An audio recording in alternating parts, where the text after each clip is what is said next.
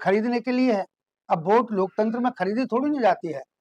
Vote तो आदमी के अच्छे काम होते हैं तो वोट स्वयं खुश होकर के जनता डालती है कि भाई इन्होंने बहुत बढ़िया काम किए हैं, इनको वोट डालनी चाहिए। लेकिन ऐसा तो नहीं हुआ, तो वो तो वोट खरीदो अभियान है। तो वो जो लोभ लालच है, लोभ लालच, तो सही कह दूं तो मोदी साहब को भी, तभी तो ये इस तरह का व्यवहार हो रहा है इस देश में कि भाई सत्ता में मैं ही रहूं, दूसरा। अरे भाई दादा, किसी को ये भी आजमाने तो दो कि तुम वास्तव में ईमानदार सरकार चलाते हो, ईमानदारी का व्यवहार करते हो लोगों के साथ, जनता आपसे खुश है कि नहीं है। जो थोड़ा सा बोल जाए उसी के खिलाफ मैं भी सोच रहा हूं कि मैं बात तो आपसे कर रहा हूं दिल्ली में, कर्नाटका में FIR हो जाएगी। तो ये कोई अच्छी राजनीति नहीं है। और फिर ये राजनीति नहीं है, यहाँ से इस देश में एक दुश्मनी का भाव शुरू सा हो गया है, न जो है मोदी साहब का है न मोदी साहब की टीम का है। सर मैं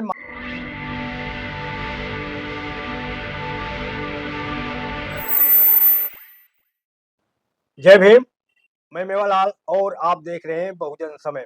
साथियों, बिहार का चुनाव का रिजल्ट आ चुका है और जो गठबंधन महागठबंधन था वो उसका सब हवा निकल चुका है।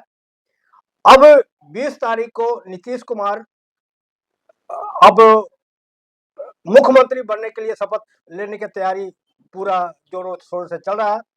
तो सवाल बन रहा है कि अब क्या नीतीश कुमार ये पूरा 5 साल मुख्यमंत्री चला पाएंगे या बीच में उनको छोड़ना पड़ेगा। कयास तो ये लगाया जा रहा है कि बीजेपी का मुख्यमंत्री बनाएगा और बिहार में जो महागठबंधन है उससे क्या भूल हुई, क्या गलती हुई कि वो सारा तितर बितर हो गया। कहा जा रहा है कि प्रधानमंत्री ने खुद आज न्यूज़पेपर में दिया है कि जनता के लिए काम करती है, जनता उसको चुनती है।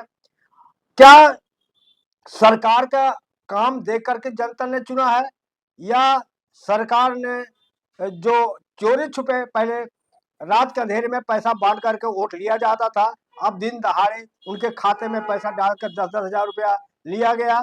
सवाल उठा जा रहा है कि जो बिहार के लोग हैं वो विकास नहीं देखना चाहते, रोजगार नहीं खत्म करना चाहिए चाहते और सुरक्षा स्वास्थ्य पर नहीं ध्यान देते, उनको 10 हजार क्या उनको खरीद लिया गया। इन सब मुद्दे पर मेरे आज एडवोकेट है सुप्रीम कोर्ट के सुरेश चंद्रा सर, इनसे समझूंगा कि आखिर ये क्या समझते हैं, कानून के रूप में कैसे आप देखते हैं इस चुनाव को। और जो पार्टियां, जो राष्ट्रीय पार्टी हो या क्षेत्रीय पार्टी हो, सब मोदी के हवा में सब धराशायी हो गए, कैसे देखते हैं।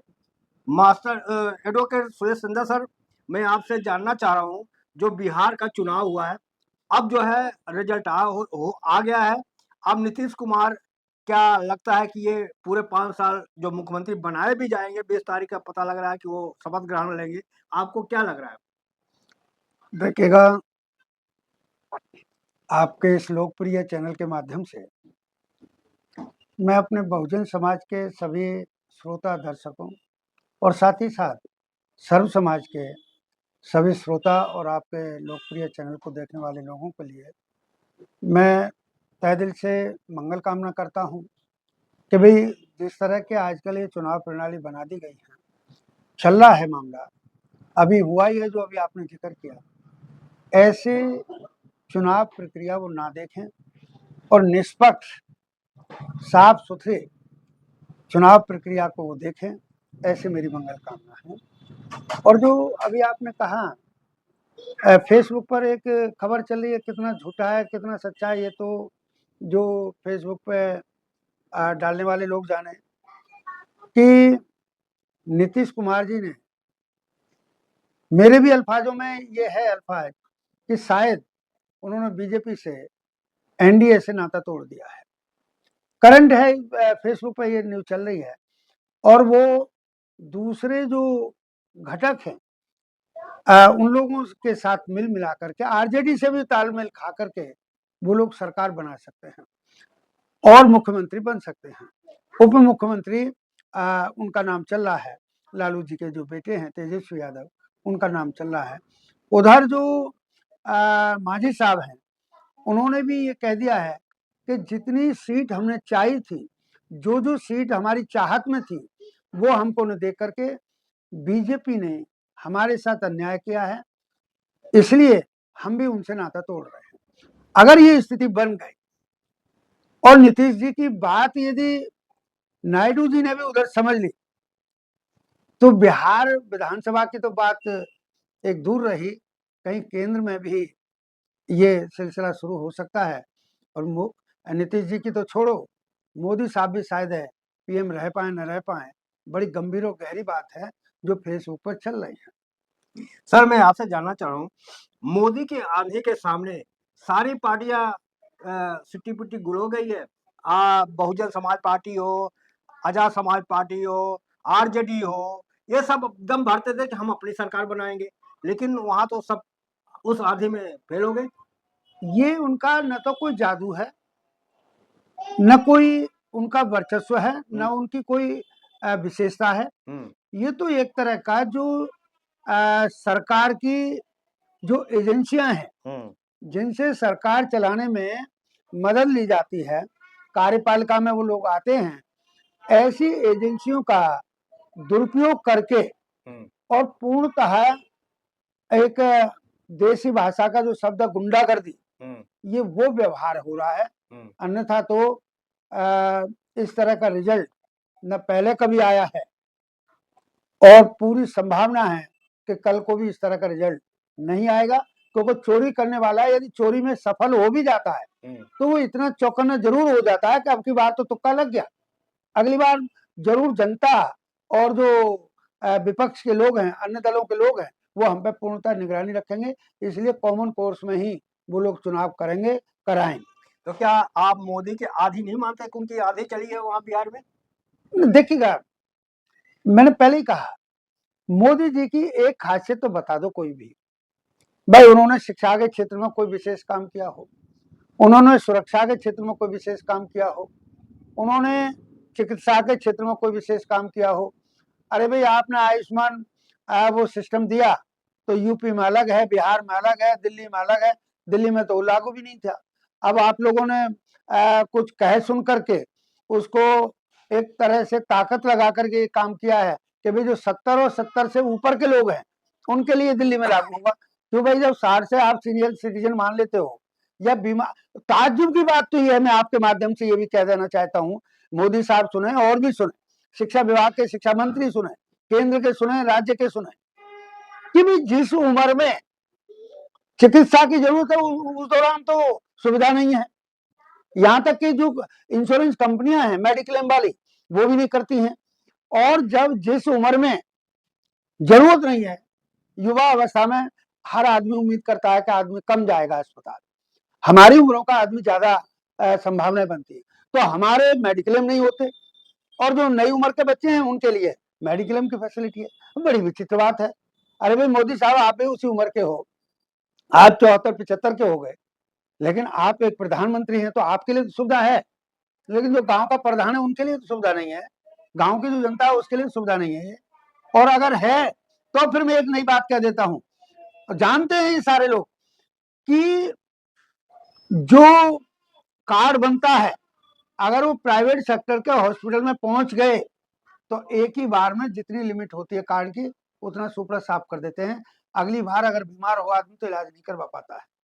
इस तरह की स्थिति बनेगी। जी सर, पहले जब चुनाव होता था तो रात के अंधेरे में जो कैंडिडेट होते हैं तो चुपके से आते थे, पैसा देते थे, भाई अब की बार हमको वोट देता।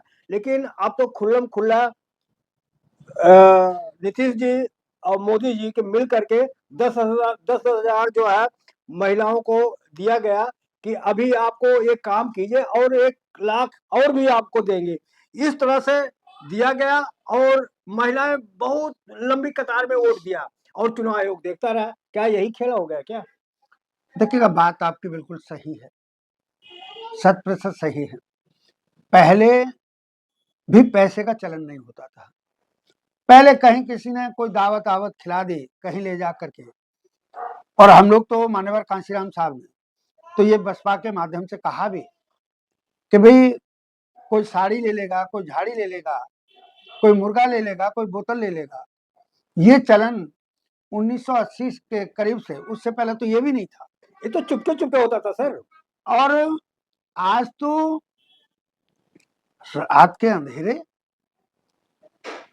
उजाले, ये तो दो ही पक्ष हुए 24 घंटे के, कि दिन का उजाला हो गया, रात आ गई तो उसका अंधेरा हो गया।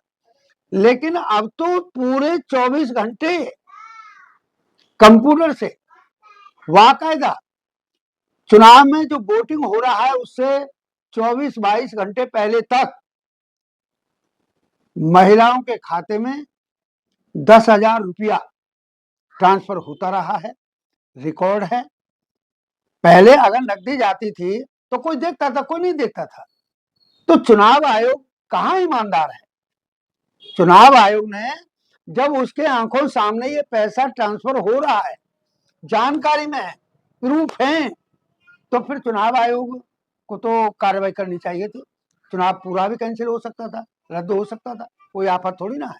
जब इतना पैसा बर्बाद हो रहा है इस देश में, इतने इतने हजारों करोड़ रुपया, लाखों करोड़ रुपया जब यहाँ का विदेशों में चला जा रहा है, चोरी करके, हेरा फेरी करके, बेईमानी करके, तो एक चुनाव प्रक्रिया पे एक स्टेट पर कितना पैसा खर्च हो जाता? तो क्या है आप मानते हैं कि ये प्रलोभन दिया गया? देखिएगा, प्रलोभन की जो परिभाषा है, वो परिभाषा तो बड़ी एक मार्मिक है कि जो प्राकृतिक व्यवस्था का नियम है, प्रत्येक जीव, जमीन का जीव, आसमान के पक्षी, प्रत्येक लोभी लालची है। कोई कम है, कोई ज्यादा है। तो ये लोभ लालच की जो आदत है, नेचर है, प्रवृत्ति है, ये तो सभी की है। लेकिन ये तो सीधी सीधी मतलब है, एक तरह का चोरी जारी का काम है। अगर एक कह रहा है ये पैसे लो, और पैसा वो दीन ईमान का नहीं है, पैसा वो अच्छे काम के लिए नहीं है, वोट खरीदने के लिए है। अब वोट लोकतंत्र में खरीदी थोड़ी नहीं जाती है। वोट तो आदमी के अच्छे काम होते हैं तो वोट स्वयं खुश होकर के जनता डालती है कि भाई इन्होंने बहुत बढ़िया काम किए हैं, इनको वोट डालनी चाहिए। लेकिन ऐसा तो नहीं हुआ, तो वो तो वोट खरीदो अभियान है। तो वो जो लोभ लालच है, लोभ लालच, तो सही कह दूं तो मोदी साहब को भी, तभी तो ये इस तरह का व्यवहार हो रहा है इस देश में कि भाई सत्ता में मैं ही रहूं, दूसरा न। अरे भाई दादा, किसी को ये भी आजमाने तो दो कि तुम वास्तव में ईमानदार सरकार चलाते हो, ईमानदारी का व्यवहार करते हो लोगों के साथ, जनता आपसे खुश है कि नहीं है। जो थोड़ा सा बोल जाए उसी के खिलाफ मैं भी सोच रहा हूं कि मैं बात तो आपसे कर रहा हूं दिल्ली में, कर्नाटका में FIR हो जाएगी। तो ये कोई अच्छी राजनीति नहीं है। और फिर ये राजनीति नहीं है, यहाँ से इस देश में एक दुश्मनी का भाव शुरू सा हो गया है। एक दूसरे को दोस्ताने भाव से नहीं देख पा रहा है। आज कोई आदमी अपनी अच्छी और सच्ची बात को कह नहीं पा रहा है।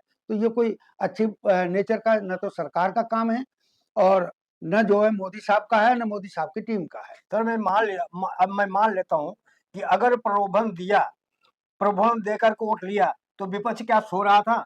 विपक्ष को भी काउंटर करना चाहिए। जिस तरह से दिल्ली में जब यहाँ पर विपक्ष मुर्गा देता था, पैसा देता था, केजरीवाल बार बार कहते थे भाई वोट भी आप पैसा भी ले लेना, दारू दे रहा दारू भी ले लेना, और मुर्गा दे रहा मुर्गा भी खा लेना, वोट जो है आप इस देना। तो विपक्ष क्यों सो रहा था? विपक्ष कहता भाई अगर कोई आपको पैसा दे रहा, पैसा ले लेना, वोट अपने हिसाब से देना। तो विपक्ष तो कर सकता था ना। वो महीने में आप हमसे बात कर रहे हैं, जो महीना संविधान के लिए बड़ा लागू होता है। 24 नवंबर आने वाला है, 26 नवंबर आने वाला है।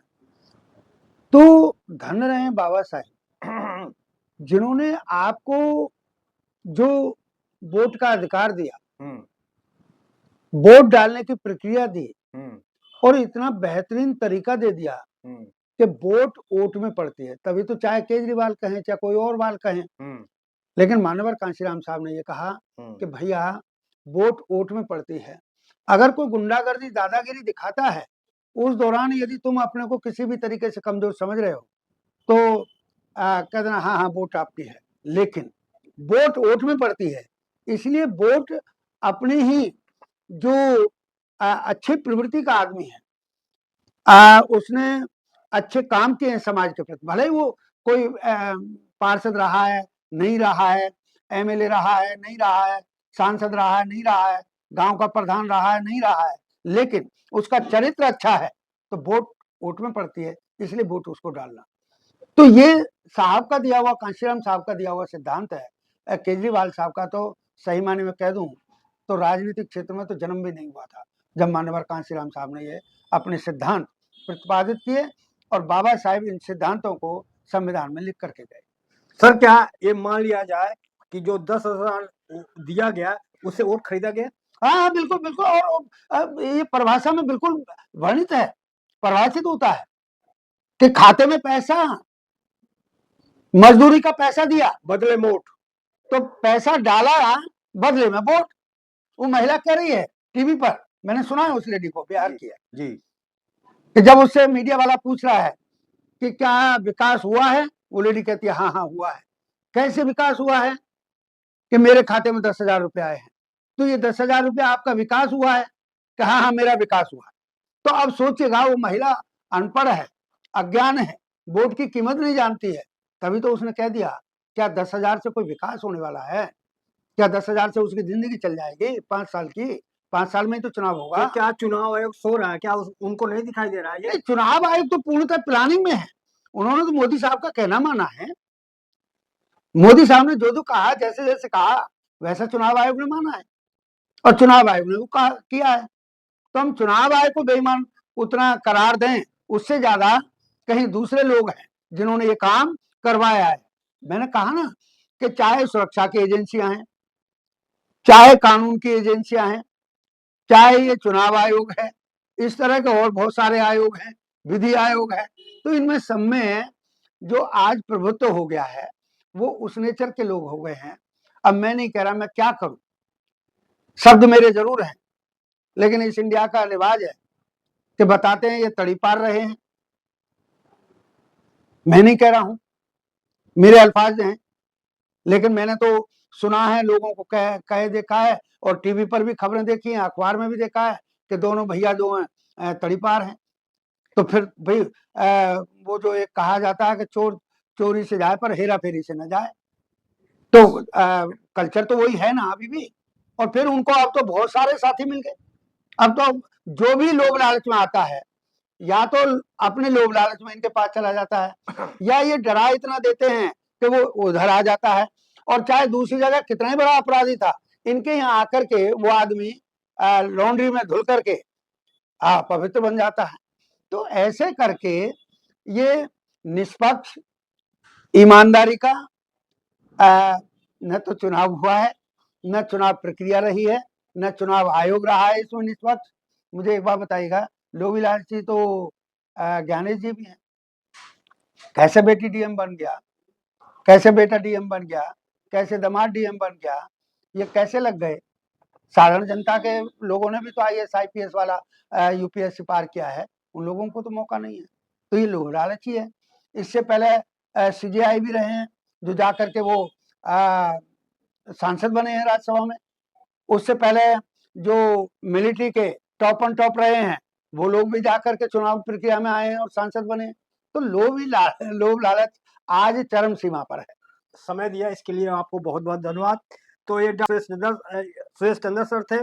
कैसी रही बातचीत, आप प्रतिक्रिया में रिव्यू बताएं, और आपसे विनती है, निवेदन है कि आप लोग कहाँ से देख रहे हैं कमेंट में लिखेंगे। और छोटी सी अपील है कि यदि हमारे चैनल को आप चाहते हैं कि हमारी पत्रकारिता आगे बढ़ी रहे तो हमें आर्थिक मदद भी करें, हमारे चैनल को सब्सक्राइब करें, लाइक करें, कमेंट करें। धन्यवाद। देखिएगा, आपके शब्दों के साथ में मैं अपने अल्फाजों को विराम तो दे ही रहा हूँ, इस अनुरोध के साथ कि मेरी बातों को अन्यथा न लेकर के व्यवहारिकता, गंभीरता के साथ उसका एहसास करें, अनुभव करें, और विवेकता के आधार पर, विवेकशील होने के आधार पर, पूर्णतः विवेक का सहारा लेकर के जो आज का ये माहौल बना है देश का, उसको सुधारने में अपना सहयोग प्रदान करें। और फिर पुनः बहुजन समय चैनल के लिए, जो लोकप्रिय है अपने में और वो खबर देता है जो बिल्कुल करंट खबर है, ऐसे चैनल के भी लिए मैं मंगल कामना करता हूँ। आप जैसे श्रोता अपना खुशहाल रहें, इधर चैनल वाले लोग खुशहाल रहें, इधर पूरा देश का माहौल खुशहाली के माध्यम रास्ते पर चले, इस चाहत के साथ मैं अपने शब्दों को विराम देता हूँ। आप लोगों ने सुना और सुनेंगे, बहुत बहुत धन्यवाद। जय भीम, जय भारत।